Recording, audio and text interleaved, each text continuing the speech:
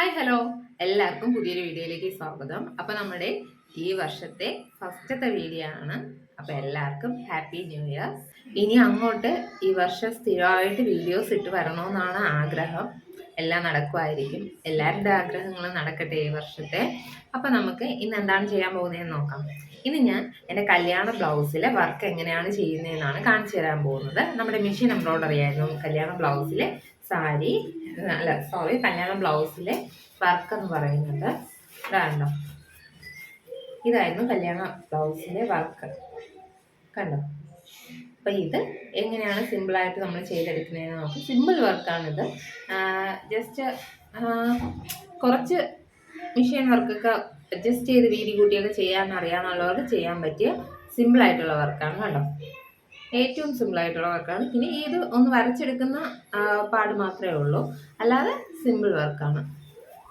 കണ്ടോ, അതായത് ആ സൈഡ് വഴി കട്ടി കൂട്ടി ചെയ്ത ശേഷം അതിനകത്ത് ഫില്ലിംഗ് ആയിട്ട് നമ്മുടെ റണ്ണിങ് സ്റ്റിച്ച് കൊടുത്താണ് ഇതെല്ലാം ചെയ്തെടുത്തിരിക്കുന്നത്. പിന്നെ അവിടെ ആയിട്ട് ഓരോ ചെറിയൊരു സ്റ്റോൺ കൊടുത്തിട്ടുണ്ട്. അതാണ് ഇതിൽ ചെയ്തിരിക്കുന്ന ഏക വർക്ക്. അപ്പോൾ നമുക്ക് നോക്കിയാലോ എങ്ങനെ ചെയ്യുന്നതെന്ന്. അപ്പം അതിനായിട്ട് ഞാൻ ഏകദേശം അതുമായിട്ട് യോജിപ്പിച്ച് വരുന്നത് തന്നെ എന്ത് ചെയ്തു, പിക്ചർ വരച്ചെടുത്തിട്ടുണ്ട്. കണ്ടോ, അതുപോലെ തന്നെ ഇത് ഒരു 8 വർഷം മുമ്പ് ചെയ്ത വർക്കാണ്.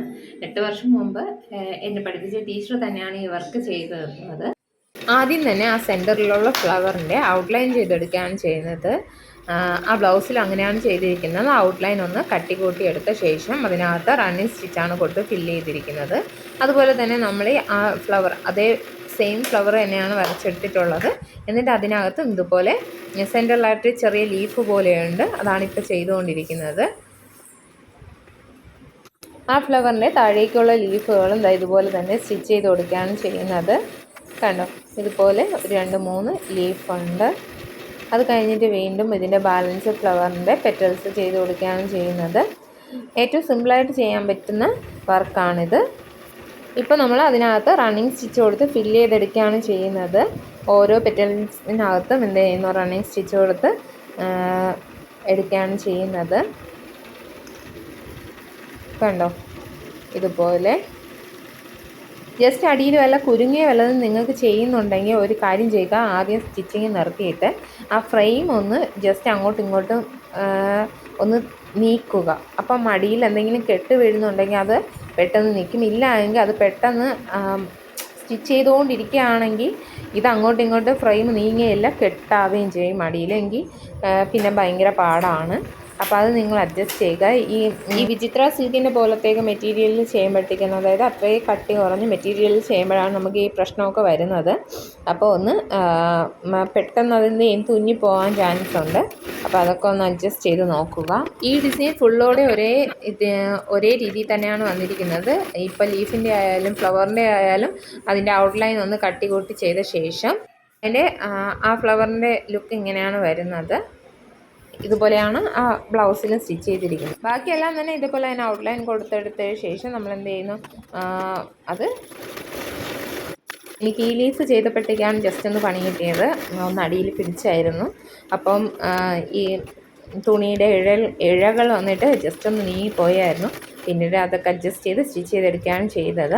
അപ്പോൾ അതൊക്കെ നിങ്ങൾ ആദ്യമായിട്ടൊക്കെ ചെയ്യുമ്പോഴത്തേക്ക് ശ്രദ്ധിക്കുക. അതുപോലെ തന്നെ ഇത്തിരി കട്ടിയുള്ള മെറ്റീരിയലിൽ നിങ്ങൾ എന്ത് ചെയ്യുക, ആദ്യം സ്റ്റിച്ച് ചെയ്ത് പഠിക്കുക. അതായിരിക്കും ബെസ്റ്റ് ഓപ്ഷൻ. അതിനിടയിൽ എൻ്റെ സൂചിയൊക്കെ ഒടിയുന്നുണ്ട്. ബാലൻസ് എല്ലാം ഞാൻ പറഞ്ഞതുപോലെയാണ് ചെയ്യുന്നത്. അതായത് ഒരേ വീതിക്ക് ഇങ്ങനെ എടുത്ത ശേഷം ഫുള്ളായിട്ട് ഔട്ട്ലൈൻ കൊടുത്തെടുക്കുന്നു. തണ്ടിനൊക്കെ ഒരേ വീതി തന്നെ കൊടുക്കുന്നു.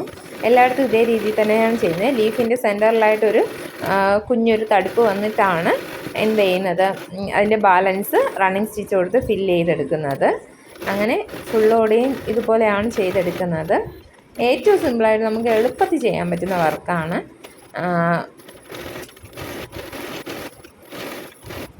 ഇതിനെ ഒന്ന് ഡിസൈൻ മാറ്റിയെടുത്താൽ നമുക്ക് സാരിയിലൊക്കെ വർക്ക് ചെയ്യാം.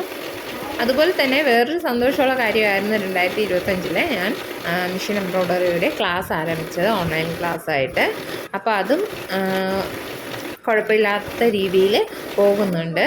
അത് ഈ വർഷം കുറച്ചുകൂടെ വിപുലീകരിക്കണമെന്നാണ് ആഗ്രഹം. അത് നടക്കുമെന്ന് വിശ്വസിക്കുന്നു.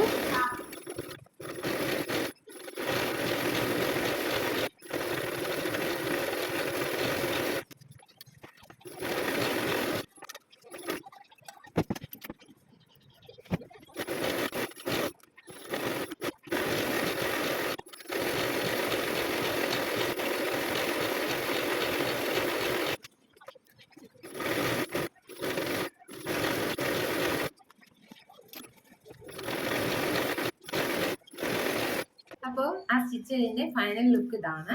ഏകദേശം അതുപോലെ തന്നെ ഞാൻ എടുത്തിട്ടുണ്ട്, കണ്ടോ? ഈ ഫ്ലവറൊക്കെ കണ്ടോ? അതുപോലെ തന്നെ സ്റ്റിച്ച് ചെയ്തെടുത്തിട്ടുണ്ട്. അപ്പോൾ ഇതുപോലെയാണ് അവർക്ക് ചെയ്യുന്നത്. അപ്പോൾ എല്ലാവർക്കും ഇഷ്ടപ്പെട്ടെന്ന് വിചാരിക്കുന്നു.